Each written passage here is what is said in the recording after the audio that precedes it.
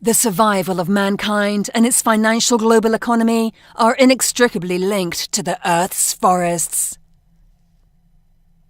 The 7 billion people on our planet are mostly unaware that their livelihoods depend on the forests.